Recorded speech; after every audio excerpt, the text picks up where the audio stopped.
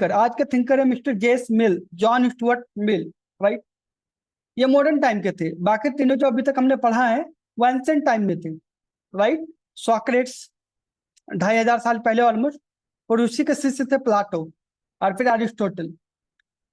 लेकिन अब जो जेएस मिल के बारे में पढ़ रहे हैं, इनका टाइम पीरियड था 1806, मतलब कि आज से 200 साल पहले की बात है। इनका टाइम पीरियड था 200 साल पहले। He was an English philosopher, यानी यूनाइटेड किंगडम से थे वो, और he was a philosopher, right. और उन्होंने जो सबसे ज्यादा जिसके ऊपर काम किया वो freedom of speech and thought के ऊपर था। आज फंडामेंटल राइट इंडियन कॉन्स्टिट्यूशन के अंदर हमारे पास आर्टिकल 19 है, तो बच्चों को पता है, हम सभी को पता है कि आखिर क्या होता है फ्रीडम ऑफ स्पीच। लेकिन 50 साल पहले ये किसी को नहीं पता, और जेएस मिल ने इसकी परिकल्पना 200 साल पहले करी थी कि हमें जनता को, नागरिकों को फ्रीडम ऑफ स्पीच देना पड़ेगा। Got it. चलिए आगे बढ़ने से पहले समझ लेते हैं कि आखिर फ्रीडम ऑफ स्पीच है क्या, जो संविधान के, भारतीय संविधान के अनुच्छेद 19 सब क्लॉज 1 के अंदर भी दिया गया है, राइट। सो आप मुझे बताइए आयुषी, फ्रीडम ऑफ स्पीच का क्या मतलब? फ्रीडम ऑफ स्पीच का बेसिकली मीन ये है कि हम अपनी थॉट्स को, अपनी जो थिंकिंग है उसे मतलब कैसे एक्सप्रेस कर पा रहे हैं लोगों को। अ, हम्म। जिसका मीडिया मतलब कुछ भी हो सकता है, सोशल मीडिया भी हो सकता है। कुछ जैसे नॉर्मली ये भी हो सकता है, स्ट्राइक्स भी करते हैं जैसे लोग, और अपनी जो मांगे है उन्हें पूरी करने के लिए, वो भी एक फ्रीडम ऑफ मतलब उसमें ही आता है, फ्रीडम ऑफ स्पीच और एक्सप्रेशन में ही आता है। और ओके। मतलब इसका ऐसा नहीं कि मतलब लोग बाग इसका बहुत बार गलत यूज भी करते हैं, दंगों को भड़काने के लिए भी करते हैं, और ये कुछ पॉलिटिकल मोटिव से भी करते हैं। कुछ लोग जैसे हमारे पॉलिटिशियंस हो गए, वो बहुत पॉलिटिकल मोटिव से करते हैं। और अगर हम इंटरनेशनल लेवल पे देखें तो मतलब बहुत सारी कंट्रीज में है, जैसे अफगानिस्तान में होगा, पाकिस्तान में हो गया, वो मतलब लोगों को गलत वे में ही मतलब उन्हें अ, मतलब बढ़ावा देंगे कि हाँ ये चीज गलत है, बहुत दूसरी खूब, कंट्री के खिलाफ बहुत खूब। भड़काएंगे। Okay Ayushi, appreciate that, wonderful. तो लोग समझते हैं जेएस मिल ने दो तीन बातें क्या कही थी। मेन चीज यही थी फ्रीडम ऑफ स्पीच की, अगर आप एक लोकतंत्र में हो, डेमोक्रेसी में, डेमोक्रेटिक कंट्री में हो, तो आपके पास freedom of speech and expression होना चाहिए, यानी कि बोलने की, आपको किसी भी बात पर, सरकार के खिलाफ भी आपको अपनी बात रखने का, अपने ओपिनियन को रखने का, बोलने का अधिकार होना चाहिए, राइट। इसे बोलते हैं freedom of speech and expression. Otherwise democracy का मतलब क्या रह गया अगर आपको बोलने की आजादी ही नहीं है, राइट। ठीक है। जेएस मिल ने क्या चीजें बताई वो समझने से पहले आपको दो पॉइंट समझना पड़ेगा, दो और एडिशनल चीजें समझनी पड़ेगी, राइट। एक चीज होता है यूटिलिटेरियनिज्म। यूटिलिटी आपने सुना होगा, यूटिलिटी मतलब होता है किसी चीज का उपयोग। भाई इस पेन का क्या यूटिलिटी है, ये माइक का क्या यूटिलिटी है। तो एक होता है यूलिटेरियनिज्म, इसी से बना है यूलिटेरियनिज्म। Got it. एक सिद्धांत होता है, कॉन्सेप्ट होता है, जिसका हिंदी में मतलब होता है उपयोगितावाद। Got it. अल्टीमेटली इसका पर्पज क्या है, मतलब क्या, वो समझते हैं। ये उन एक्शंस की बात करता है that maximize happiness and well being for all affected individuals. Got it. Utilitarianism का क्या मतलब है? इसका मतलब ये है कि हमारे आसपास जो संसाधन है, जो रिसोर्सेज है, जो अपॉर्चुनिटीज हैं, जो अवसर हैं, जो मौके हैं, उन सभी के लिए हम इस प्रकार से एक्शन लें, इस प्रकार से काम करें जिससे अल्टीमेटली सबका खुशी हो, सबका हैप्पीनेस हो, सबका ही कल्याण हो, सबका वेलबींग हो। भवतु सब मंगलम, जो लॉर्ड बुद्धा ने कहा था, राइट। सबका भला हो, राइट। समझ पा रहे हैं आप what is concept of utilitarianism? जैसे डेमोक्रेसी एक कॉन्सेप्ट है कि जिसमें जनता डायरेक्ट पार्टिसिपेट करती है। नाजीज्म, ये किसका था? ये हिटलर का था, उसका भी एक कॉन्सेप्ट था। नाजीवाद क्या होता है, राइट, जिसमें उसने नो एक विशेष रेसिज्म को उसने बढ़ावा दिया, राइट। वर्ल्ड हिस्ट्री में अलग से कवर करेंगे। तो उपयोगितावाद जैसा नाम से पता चल रहा है, उपयोग, यूटिलिटीज, आपके आसपास जितनी भी अपॉर्चुनिटीज हैं, रिसोर्सेज, उन सबको इस तरह से इस्तेमाल किया जाए जिससे सभी लोगों का भला हो। अब भाई आईएएस ऑफिसर बनोगे तो पूरे डिस्ट्रिक्ट के सभी लोगों का भला होना चाहिए ना, या केवल उन लोगों का भला हो जिस समाज से आप आते हो, जिस धर्म से आप आते हो, जिस कास्ट से आप आते हो, जिस राज्य से आप आते हो, केवल उन्हीं लोगों का भला होना चाहिए, सबका भला होना चाहिए। तो यही कॉन्सेप्ट है यूटिलिटेरियनिज्म का, समझ गए? ठीक है। दूसरा कंसेप्ट आर्ट ऑफ लाइफ क्या होता है, आखिर जीवन जीने की जो कला है, यानी कि लाइफ के सभी क्षेत्रों में अगर आपको सफल होना है, कामयाब होना है, तो उसके लिए क्या करना पड़ेगा, आर्ट ऑफ लाइफ इसे बोलते हैं। अल्टीमेटली आप लॉर्ड बुद्धा की बात करो, जीसस क्राइस्ट की बात करो, पैगंबर मोहम्मद साहब की बात करें, किसी की भी बात करो, आप सभी ने क्या बताया है, आर्ट ऑफ लाइफ की ही तो बात की है ना, कि हम अपने जीवन को उस ढंग से जिए, उन तरीकों से जिए जिससे सबका भला हो, हमारा भी भला हो, फैमिली का भी, परिवार का भी, समाज का भी, देश का भी, और हमसे गॉड भी खुश होते हैं। राइट, मतलब गॉड की नजरों में भी, स्पिरिचुअली भी हम कुछ गलत नहीं कर रहे हैं, सही कर रहे हैं। यही तो है ना आर्ट ऑफ लाइफ। राइट, तो एथिक्स में आर्ट ऑफ लाइफ के इन शब्दों से जोड़ा गया है। सबसे पहला है नैतिकता, मोरालिटी, एथिक्स। इसके बाद आपकी विवेक, आपके इंटेलेक्ट क्या है जो आपको, आपकी विद्वता क्या है जो आपको सही और गलत का बारे में बताता है, इंटेलेक्ट क्या है आपका। और इसके बाद रोमांटिसिज्म, सौंदर्य शास्त्र जिसे बोलते हैं। रोमांटिसिज्म का मतलब यहाँ पे देखो, स्पिरिचुअल में होता है कि आप किसी भी चीज को लेकर के, किसी भी बात को लेकर के how much passionate you are. जैसे अगर आप आईएएस बनना चाहते हो तो बच्चे क्या करते हैं, आईएएस बनने के सपने को लेकर के हमेशा रोमांटिसाइज करते रहते हैं कि मैं गाड़ी में आ रहा हूँ, एम्बेसडर कार है, प्रधानमंत्री मेरे सामने है, मैं अपने गांव में जा रहा हूँ, बिल्कुल सभी लोग लाइन लगा करके, 1 किलोमीटर की लाइन लगी और माला लेके खड़े हैं सभी लोग, जैसे मतलब कितने जन्मों से मेरा ही वेट कर रहे थे वो लोग। राइट, आप यूट्यूब के ऊपर देखते हो कि आईएएस आईपीएस की शादियां हो रही हैं, कितनी शानदार शादी हो रही है। राइट, गाड़ियों की लाइन लगी हुई है, लाल बत्ती लगी हुई है, तो ये सारी चीजें किसके अंदर आती है, रोमांटिसिज्म में आती है। गॉट इट, जिसे हिंदी में सौंदर्य शास्त्र बोलते हैं। तो रोमांटिसिज्म का मतलब क्या है, किसी भी चीज को लेकर के आप मतलब उसकी ब्यूटी में खो जाना। और ब्यूटी कुछ भी हो सकता है, मटेरियलिस्टिक भी हो सकता है, स्पिरिचुअल भी हो सकता है। जैसे जो दरवेश हुआ करते थे, दरवेश समझते हैं आप, मिडिवल हिस्ट्री में आपने पढ़ा होगा सूफी संतों के बारे में, है ना।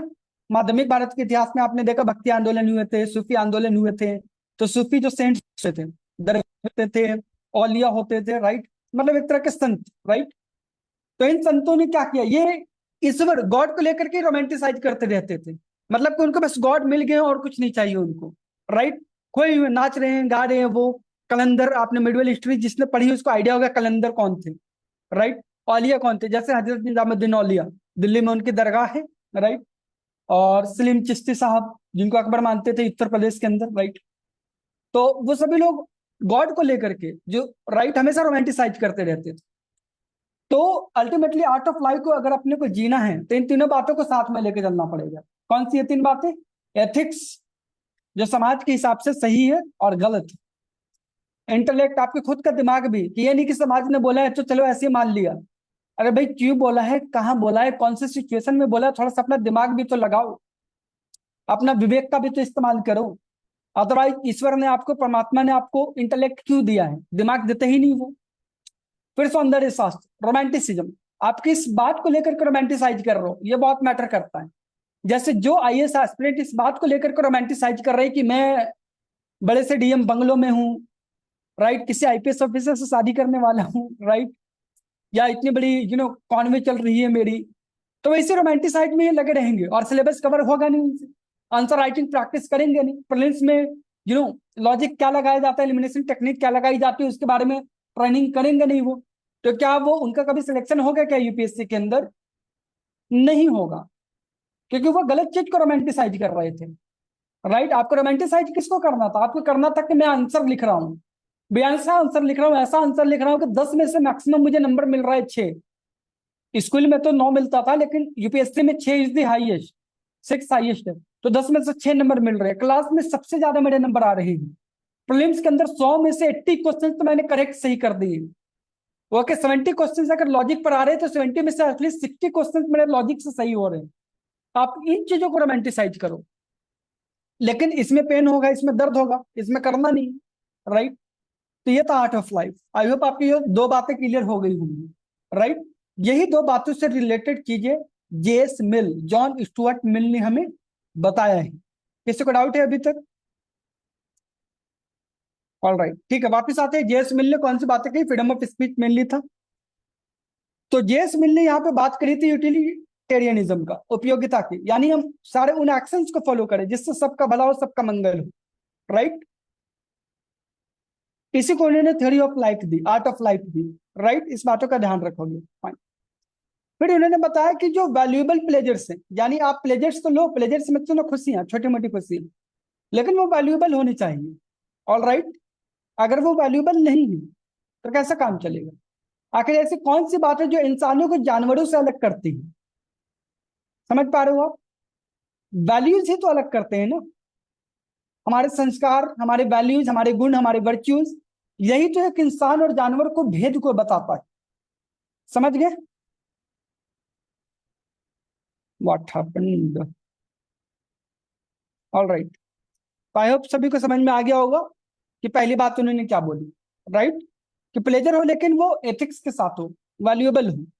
सेकंड, फ्री स्पीच की, जिसके बारे में आप लोगों ने बताया था, अभी हमने डिस्कस भी किया कि फ्री स्पीच, आजादी से बोलने की स्वतंत्रता सभी नागरिकों को मिलनी चाहिए। हालांकि आपकी ये आजादी लिमिटेड है। लिमिटेड होना क्यों जरूरी है? अगर आप किसी दूसरे मजहब के लोगों के बारे में, किसी दूसरे धर्म, किसी दूसरे कास्ट, किसी दूसरी जाति, किसी दूसरे राज्य के, किसी दूसरे नस्ल के लोगों के बारे में उल्टा सीधा बोल रहे हो जिससे उनकी भावनाओं को ठेस पहुंच सकता है, तो क्या ये फ्रीडम ऑफ स्पीच है? नहीं। क्योंकि आपका फ्रीडम स्पीच है तो उनका भी तो फ्रीडम ऑफ स्पीच है ना, या उनका नहीं है? तो ऐसी कोई भी बात जो दूसरों को बुरा लग सकता है, ऐसी बातें हमें नहीं बोलनी है, राइट? बाकी आप बातें बोल सकते हो। तो फ्रीडम ऑफ स्पीच क्या है? फ्रीडम ऑफ स्पीच एक्चुअल में हमें सोशल लिबर्टी देती है। आजादी तो कई तरह की होती है, यहाँ पे उन्होंने बात की सामाजिक आजादी की, सामाजिक स्वतंत्रता की। Got it? Social liberty. हम समाज में आजाद कब महसूस करेंगे अपने आप को? जब हमें लगेगा कि हम समाज में रहते हुए कुछ भी बोल सकते हैं, अपनी बातों, अपनी विचारधाराओं, अपनी ओपिनियन को शेयर कर सकते हैं। Got it? इसकी आजादी हो हमारे पास। समझ गए? ठीक है। इससे होगा क्या? इससे टायरेनी ऑफ मेजोरिटी से हम बच पाएंगे। टायरेनी ऑफ मेजोरिटी का क्या मतलब है? समाज में हमेशा दो तरह के लोग होते हैं, एक होते हैं बहुसंख्यक जिसे मेजोरिटी बोलते हैं, राइट? और एक होता है अल्पसंख्यक जिसे माइनॉरिटी बोलती है। इसमें डिफरेंस आई होप बताने की जरूरत नहीं है मुझे, कि बहुसंख्यक नाम से ही पता चल रहा है जिनकी आबादी ज्यादा है, माइनॉरिटी नाम से पता चल रहा है जो कम है आबादी में। समझ रहे हो? राइट। सो समाज में होता क्या है कि जो मेजोरिटी है ना, वो हमेशा माइनॉरिटी पे जुल्म करता है। अगर डेमोक्रेसी ना हो, अगर लॉ एंड ऑर्डर ना हो, अगर संविधान ना हो, राइट? जैसे कि मेडिवल हिस्ट्री में, माध्यमिक भारत में क्या होता है कि इंडिया के अंदर मुस्लिम्स ज्यादा हो गए थे, रूल उनका ज्यादा था, गॉट इट? शासन उनका ज्यादा था, तो उन लोगों ने जुल्म किए डेफिनेटली भारत की जनता पे, अनफॉर्चुनेटली, राइट? सिमिलरली बाद में दूसरे वर्ग के लोगों ने, जैसे वर्ण व्यवस्था में समाज डिवाइडेड है, तो जब क्षत्रिय, जब ब्राह्मण बड़े पावरफुल थे, तो उन्होंने लोअर कास्ट के लोगों पे बड़े जुल्म की, राइट? क्योंकि मेजोरिटी में वो लोग थे, माइनॉरिटी में ये लोग थे। समझ पा रहे हैं आप? तो अगर हमारे पास, जेस मिल बोलते कि अगर हमारे पास बोलने की आजादी हो, फ्रीडम ऑफ स्पीच हो, फ्रीडम ऑफ एक्सप्रेशन हो, तब हम बहुजनों के द्वारा जो शोषण हो रहा है उसके खिलाफ आवाज उठा सकते हैं। और अगर हमने आवाज उठाई तो फिर क्रांति होकर रहेगी, रिवॉल्यूशन होकर रहेगा, इनकलाब होकर रहेगा। शहीद आजम भगत सिंह ने एक बार पार्लियामेंट में बम फोड़ दिया था, लेकिन उन्होंने बम किसी को मारने के लिए नहीं फोड़ा था। 23 साल की उम्र थी जब उनको फांसी लगी थी, आप समझ रहे हो, राइट? उनकी उम्र लगभग 21 वर्ष थी जब उन्होंने बम फोड़ा था पार्लियामेंट के अंदर। तो उस टाइम पे उन्होंने ये साफ साफ बोला कि हमने इसलिए नहीं बम फोड़ा कि किसी को नुकसान उठाना है, किसी को मारना है, बल्कि हमने बम भी ऐसी जगह पर फोड़ा जहां पर कोई था ही नहीं। क्यों? क्योंकि हम चाहते थे पूरी दुनिया हमारी आवाज सुने, भारत की आवाम, भारत की जनता हमारी आवाज सुने, बच्चा बच्चा हमारी आवाज सुने। क्योंकि जब हमारी बात उन तक पहुंचेगी तब इंकलाब आएगा, तब क्रांति आएगी, तब रिवॉल्यूशन आएगा। और भगत सिंह का ये लाइन भी था, इंकलाब जिंदाबाद। आपने सुना होगा, लेकिन कभी इसका मतलब समझने की कोशिश की, राइट? जब शहीद आजम भगत सिंह 23 साल की उम्र में इतना महान काम कर सकते हैं, इंकलाब को ला सकते हैं, तो क्या आप लोग नहीं ला सकते? आर्टिस्ट उनसे इंस्पिरेशन लेकर थोड़ी बहुत आजादी तो ला ही सकते हैं ना, थोड़ी बहुत फ्रीडम ऑफ स्पीच को तो बढ़ा ही सकते हैं ना, समाज से शोषण को, जुल्म को खत्म कर ही सकते हैं ना, राइट? तो ये कहने का मतलब था जेएस मिल का। कितनी बड़ी बात जेएस मिल हमें 200 साल पहले बता गया। तो आपको लगेगा इससे हो क्या गया? अरे जेएस मिल के बताने के बाद ही बाकी दुनिया को पता चला फ्रीडम ऑफ स्पीच क्या होता है। फिर सभी लोगों ने संविधान में डालने की कोशिश की, अपने अपने देशों में, अपने अपने राज्यों में। शहीद आजम भगत सिंह जैसे लोगों ने उनको पढ़ा, तब उनको पता चला कि अहमियत क्या है फ्रीडम ऑफ स्पीच की। समझ रहे हो? सारे पूर्वजों ने, सारे अच्छे लोगों ने हमें पढ़ने के लिए क्यों बोला? क्यों बोलते हैं कि आप पढ़ो अच्छे लोगों को? कार्ल मार्क्स को पढ़ो आप, लेनिन को पढ़ो आप, गॉट इट, गांधी जी को पढ़ो आप, अपनी स्पिरिचुअल किताबों को पढ़े आप, क्योंकि उससे पढ़ने के बाद ही आपको पता चलेगा, आपके दिमाग में थॉट आएंगे, सॉल्यूशंस निकलेगा कि इस गुलामी से, इस दासता से किस प्रकार से निकला जाए। Got it. इस वजह से इनको थिंकर बोला जाता है। जेएस मिल को थिंकर क्यों बोल रहे हैं, या जितने भी अभी तक हमने थिंकर कवर किए उनको थिंकर क्यों बोलते हैं? भाई सोचते तो आप भी हो ना, सोचता तो मैं भी हूं, तो क्या हम थिंकर हैं? उन लेवल की बात सोची जो बाकी लोग नहीं सोच रहे थे, जो दुनिया में पता ही नहीं था कि ऐसी चीज भी हो सकती है, जिससे समाज को सुधारा जा सकता है, जिससे गुलामी से, दासता से बाहर निकला जा सकता है। कहने को बस एक छोटी सी टॉपिक हम डिस्कस कर रहे हैं, लेकिन ऐसे टॉपिक सही है जिसके बारे में पूरी की पूरी किताब लिखी जा सकती है, जिसके ऊपर पूरा पूरा 3 घंटे का लेक्चर लिया जा सकता है। Got it. लेकिन अभी के लिए थोड़ा सा इंट्रोडक्शन चल रहा है आप लोगों का। आने वाले टाइम में जब हम भारतीय समाज को पढ़ेंगे, अभिशासन को पढ़ेंगे, राइट, तो वहां पे इन चीजों के बारे में और डिटेल में पढ़ेंगे। स्पेशली जो PSIR, पॉलिटिकल साइंस और इंटरनेशनल रिलेशंस के विद्यार्थी ऑप्शनल लेने वाले हैं, उनको तो इनके बारे में बहुत ही ज्यादा डिटेल में जाकर पढ़ना पड़ेगा। Got it. हमारे लिए अभी के लिए पर्याप्त है, this is more than enough. इन सभी थॉट का मतलब यूपीएससी ने सिलेबस में आपको दिया, इसका मतलब ये है कि आप ये सोच करके अपने दिमाग में बैठाओ और इनको अप्लाई करो, लॉजिक लगाओ, समाज को चलाओ, समाज की जिम्मेदारी लो, डिस्ट्रिक्ट, राज्य की, देश की जिम्मेदारी लो कल को जाकर। ये इसलिए नहीं दिया कि आप रट्टा मारते रहे कि चलो सॉक्रेट्स ने ये बोला था, उसने ये बोला था, राइट। समझने की कोशिश करें कि आखिर वैल्यू क्या है। यूपीएससी कभी भी आपको सवाल देगी तो वो ये नहीं पूछेगा कि जेएस मिल ने क्या कहा था, वो आपसे हमेशा उसके लाइन को उठा करके आपका एक्सप्लेनेशन के पूछेगी। वो बता देंगे कि किसने बोला है, वो बोल देंगे कि, एक क्वेश्चन बनाता हूं, freedom of speech and expression promotes social liberty and works against the tyranny of the majority. JS mill, elaborate.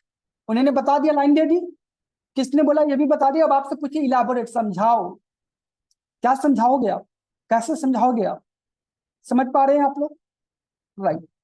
तो जब तक इन बातों को आप जोड़ के नहीं देखोगे, पॉलिटी, राज्य व्यवस्था के साथ में इंडियन पॉलिटी की क्लासेस हमने ऑलरेडी करा हुआ है, जो पुराने बैच के स्टूडेंट हैं, राइट, वो जानते हैं। आप न्यूज़पेपर में जो पढ़ते हो यहाँ पे अप्लाई करके देखो, राइट, थोड़ा सा रिलेट करके देखें कि क्या जेएस मिल ने जो कहा था वो आज के टाइम पे वैलिड है। चलो, आई होप आपको समझ में आ रहा होगा, नहीं तो कोई बात नहीं, दोबारा से एक्सप्लेन किया जा सकता है। तीसरी चीज उन्होंने क्या बताई, आर्ट ऑफ लाइफ, जिसके बारे में अभी स्टार्टिंग में ही मैंने बता दिया था। जेएस मिल के थर्ड पॉइंट क्या है guys, art of life, morality, prudence and aesthetics. Got it. Morality नैतिकता आपकी एथिक्स होती है, प्रूडेंस का विवेक आपका इंटेलेक्ट होता है, और एस्थेटिक्स आपकी क्या होती है, रोमांटिसिज्म। Got it. तो ये लैंग्वेज कई बार है ना बदल की क्यों है, क्योंकि ये 200 साल पहले की लैंग्वेज है। भाई भाषा तो हर रोज बदलती है। अब उस टाइम पे जेएस मिल ने लिखा था प्रूडेंस, आज का टाइम पे आप इंटेलेक्ट बोल सकते हो, not a big deal, right. तो आर्ट ऑफ लाइफ इन्होंने बता दिया था कि क्या होता है। एथिक्स में आप अपना विवेक ऐड कर दो, और इसको फिर एस्थेटिक्स में ले आओ अपनी, राइट, अपने रोमांटिसिज्म में लेकर के आ जाओ, and you are good to go. Art of life, आप जीवन जीने की कला को सीख जाओगे, राइट। फिलहाल तो आप आईएएस बनने की कला को सीख रहे हो, और इस कला को जितना ज्यादा मास्टर करोगे, अपने दिमाग का विस्तार करके, अपनी सोचने की क्षमता को विकसित करके, अपने विचारों में, अपनी बातों में मल्टी डायमेंशनल एप्टीट्यूड को ला करके, मल्टी डायमेंशनल थिंकिंग को ला करके, अपने विचारों को बैलेंस रख करके, समाज के सभी वर्गों के प्रति, सभी धर्म, सभी पंथ के लोगों के बीच में अपनी एक कॉमन विचारधारा, एक न्यूट्रल विचारधारा को रख करके, आंसर राइटिंग के प्रैक्टिस करके, प्रीलिम्स के क्वेश्चंस के प्रैक्टिस करके आप आईएएस क्वालिफाई करने की कला को सीख रहे हो। अगर आपने जस्टिस की एफर्ट दिया तो definitely you are going to qualify this exam, बल्कि दुनिया का इससे बड़ा भी अगर कोई एग्जाम होगा तो आप क्वालिफाई करोगे, राइट, बशर्ते आप इस तरीके से पढ़ने की आदत डालें, राइट। लेकिन ऐसा होता नहीं है, क्योंकि स्कूल सिस्टम 12 साल, कॉलेज सिस्टम मिनिमम 3 साल, तो 15 साल की पढ़ाई में कभी इस तरीके से हमें पढ़ाया ही नहीं गया कि आप इस तरीके से अप्लाई कर सकते हो अपनी नॉलेज को। वहां पे हमें रट्टा मारना सिखा रहे थे, आपको जॉब कैसे मिलेगा ये सिखा रहे थे, भाई डीएम बन के जॉब पैदा कैसे करना ये थोड़ी सिखाया उन्होंने। कल को आप कंपनी शुरुआत करके लोगों को रोजगार कैसे दे सकते हो ये थोड़ी सिखाया उन्होंने, राइट। ये सारी बातें आपकी सिलेबस की बातें हैं, आप ये ना समझे कि सर तो पता नहीं कहाँ कहाँ निकल जा रहे हैं। This is part of your syllabus guys. Got it. बताने को तो मैं बहुत ज्यादा डेप्थ में और कुछ बता सकता हूँ, लेकिन मैं जानता हूँ कि आप लोगों की तैयारी का शुरुआती स्तर है, तो थोड़ा सा अपने को लिमिट में रहना पड़ेगा। ऑल राइट, चलो एक बार रिवाइज करते हैं। जेएस मिल साहब ने जो बातें बताई, कुछ सर के ऊपर से तो नहीं जा रहे आप लोगों के, जा रहे हैं तो कोई बात नहीं, धीरे धीरे सब समझ में आ जाओगे। थोड़ा सा अभी आप फॉर्म में आओ तो सही। चलो, जेएस मिल साहब ने सबसे बड़ी बात की फ्रीडम ऑफ स्पीच के ऊपर। टाइम पीरियड क्या था इनका? 200 साल पहले था। मैं टाइम पीरियड क्यों बता रहा हूँ? क्योंकि मॉडर्न हिस्ट्री, वर्ल्ड हिस्ट्री में फिर से इनके बारे में पढ़ेंगे। वर्ल्ड हिस्ट्री, विश्व का इतिहास। पहली चीज उन्होंने बताई यूटिलिटेरियनिज्म के बारे में, उपयोगितावाद। Got it, ultimate purpose actions के क्या हो जिसमें सबका भला हो, सर्वभौंतु सुखिना। उसके बाद उन्होंने क्या बताया? प्लेजर्स लो, लाइक खुशियां लो, लेकिन it should be valuable, otherwise जानवर और आप में क्या फर्क रह जाएगा, राइट। फिर उन्होंने फ्री स्पीच की बात की। फ्री स्पीच की बात क्यों की? तो इससे हमें सामाजिक आजादी मिलता है, जिसे हम सोशल लिबर्टी बोलते हैं। इससे हमें मेजोरिटी, बहुत संख्यकों के अगेंस्ट में लड़ने में मदद मिलता है, against the टायरेनी of the majority. Got it. और तीसरी चीज उन्होंने बताई, art of life, right. Art of life, morality, prudence और एस्थेटिक्स, तीनों मिल करके बनाएंगे। इन तीनों में से कोई एक भी चीज नहीं है तब एक्चुअल में आर्ट ऑफ लाइफ आपको पता ही नहीं है, राइट।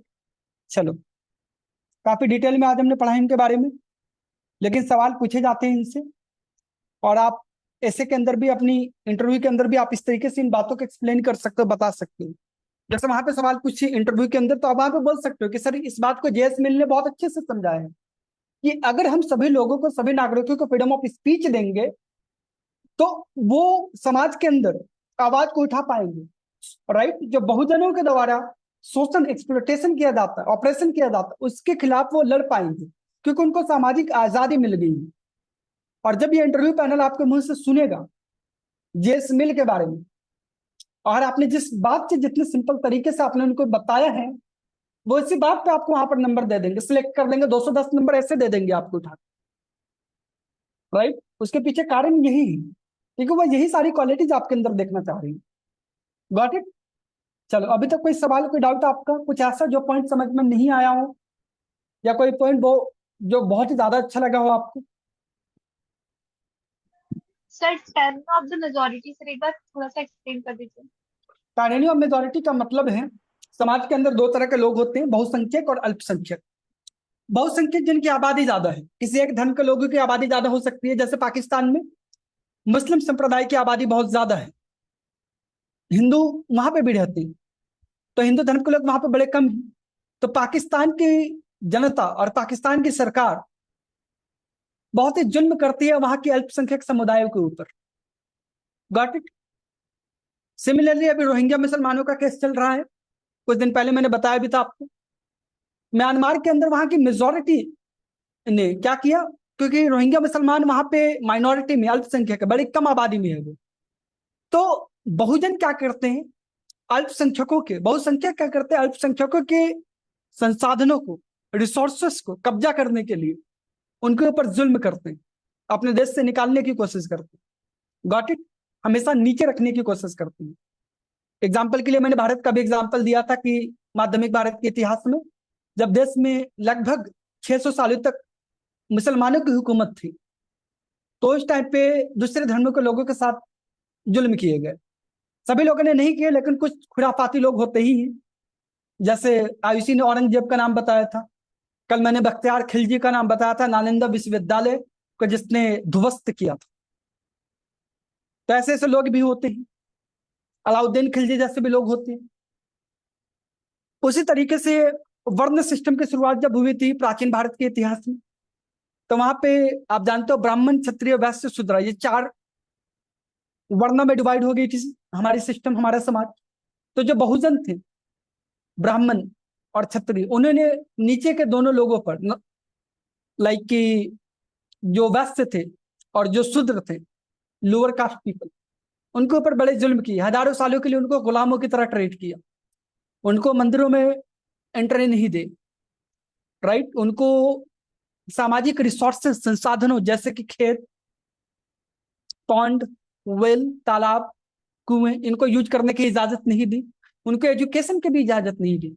अगर गलती से किसी ने कोई संस्कृत का मंत्र सुन भी लिया, तो उसके कान में शीशा, कांच पिघला करके डाल दिया जाता था।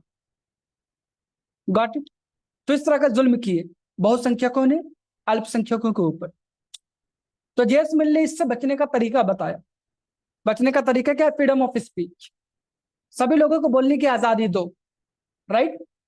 तो बोलने की आजादी दो, सरकार भी आपकी बात को सुन रही है, सरकारी संस्थाएं जैसे सुप्रीम कोर्ट वो भी आपकी बात को सुन रहा है, इलेक्शन कमीशन भी आपकी बात को सुन रहा है, राइट? ऑनरेबल पार्लियामेंट भी आपकी बात को सुन रहा है। तब ऐसे लोगों के जुल्म को कंट्रोल किया जा सकता है, एटलीस्ट अगर आप एक डेमोक्रेटिक कंट्री में हो तो, राइट? तो ये था जेएस मिल का कथन।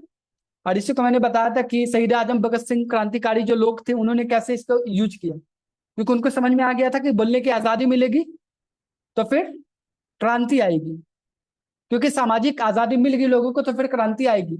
एक व्यक्ति की सोच में, विचारधारा में दो व्यक्ति जुड़ेंगे, 2 से 10 होंगे, 10 से 100 होंगे, 100 से 1000 होंगे, राइट? एक पूरी विचारधारा, एक पूरी आइडियोलॉजी बनती है। और जब ऐसा हो गया तो डेफिनेटली इंकलाब आएगा ही आएगा।